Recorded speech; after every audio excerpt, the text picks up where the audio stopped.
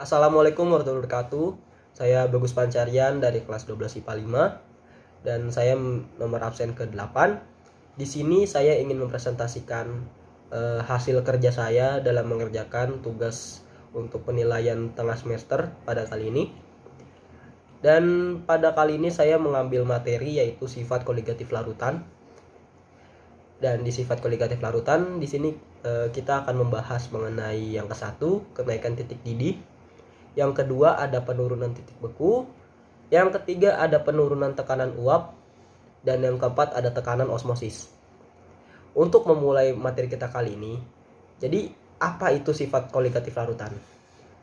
Sifat koligatif larutan merupakan suatu sifat yang berada pada larutan di mana hal tersebut dipengaruhi oleh partikel zat terlarut dan bukan dari jenis zat yang terkandung. Jadi, semakin banyak zat terlarut, maka sifat koligatifnya akan semakin besar dan semakin kuat. Jadi seperti itu. Dan pada kali ini saya hanya akan membahas mengenai kenaikan titik didih. Jadi permulaannya, apa itu kenaikan titik didih? Kenaikan titik didih merupakan suatu sifat koligatif bahwa kenaikan titik didih bergantung pada keberadaan partikel terlarut dan jumlahnya juga, tetapi tidak pada jenis zat tersebut.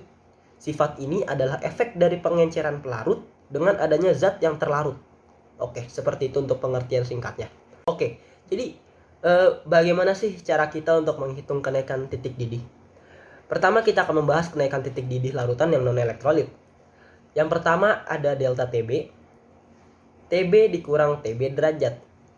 Jadi, apa itu TB? TB merupakan titik didih larutan dan TB derajat merupakan titik didih pelarut. Jadi yang TB ini larutannya dan TB ini pelarutnya. Dan delta TB merupakan lambang dari kenaikan titik didih suatu larutan.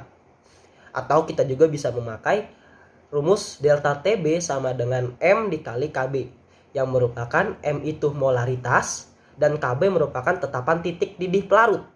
Dan seperti yang sama di atas, delta TB merupakan kenaikan titik didih. Atau kita bisa menggunakan cara yang ketiga, yaitu delta TB alfa dibagi MR dikali 1000 per P dikali KB. Nah, jadi apa alfa itu? Alfa itu merupakan suatu lambang untuk derajat ionisasi dan MR merupakan massa molekul relatifnya. Dan untuk P merupakan massa zatnya dan KB sama seperti di atas, yaitu tetapan titik didih pelarut. Bagaimana apabila larutannya itu merupakan larutan elektrolit? Jadi apabila larutannya elektrolit, untuk rumus pertamanya masih sama. Delta TB sama dengan TB dikurang TB derajat, namun ada perubahan di rumus kedua dan rumus ketiganya. Yaitu, untuk rumus kedua ada delta TB sama dengan M dikali KB dikali I dengan tambahan I. Dan untuk yang ketiganya, delta TB sama dengan alfa per MR dikali 1000 per P dikali KB dikali I.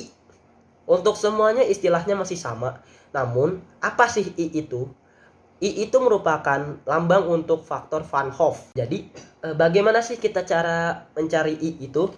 Untuk mencari I, kita bisa menggunakan rumus yang sudah tertera di sini, yaitu I sama dengan 1 ditambah buka kurung N dikurang 1 tutup kurung dikali alfa. Jadi untuk keterangannya, N merupakan jumlah ion dan alfa itu derajat ionisasi. Pada kasus ini, alfa ini tidak kurang dari 0 namun tidak lebih dari 1. Jadi seperti itu. Oke, kita lanjut ke contoh soal. Natrium hidroksida 1,6 gram dilarutkan dalam 500 gram air. Dan untuk perintahnya, hitung titik didih larutan tersebut dengan KB air 0,52 C per M, ARNA sama dengan 23, ARO sama dengan 16, dan ARH sama dengan 1. Lanjut ke jawabannya. Kita tulis diketahui bahwa gram dari natrium hidroksida atau NaOH itu 1,6 gram. Dengan P sama dengan 500 gram yang merupakan pelarut, yaitu air. Dan KB-nya merupakan 0,52 C per M. Pertama, kita cari dulu delta TB-nya. Sama dengan delta TB sama dengan M dikali KB. Lalu dijabarkan lagi sama dengan gram per mR NaOH dikali 1000 per P dikali KB. Langsung kita masukin angka-angkanya. gramnya 1,6, mR-nya 40, dikali 100 dibagi dengan pelarutnya air 500 gram, dikali dengan KB-nya 0,52 derajat Celcius per M. Oke, dengan kita mendapatkan hasil yaitu 0,04 dikali 2 dikali 0,52 derajat Celcius. Sama dengan setelah kita kalikan semua, hasilnya menjadi 0,0416 derajat Celcius. Kita udah ketemu nih delta TB-nya, kenaikan titik didihnya. Sekarang kita hitung titik didihnya. Cara menghitung titik didih ialah seperti yang kita tahu kalau misalkan air itu titik didihnya di 100 derajat Celcius. Jadi kita masukkan titik didih dari air 100 derajat Celcius ditambah dengan kenaikan titik didihnya atau delta TB-nya. Jadi kita mendapatkan hasil 100 derajat Celcius ditambah 0,0416 derajat Celcius menghasilkan 100,0416 derajat Celcius. Setelah kita mengerjakan soal ini, kita dapat menarik kesimpulan bahwa di soal ini natrium hidroksida atau NaOH dengan berat 1,6 gram memiliki kenaikan titik didih di titik 0,0416 derajat Celcius dan dengan titik didihnya berada di titik 100,0416 derajat Celcius. Oke, saya rasa sudah cukup dari saya, Bagus Pancarian. Untuk kurang lebihnya mohon maaf, saya pamit undur diri. Wassalamualaikum warahmatullahi wabarakatuh.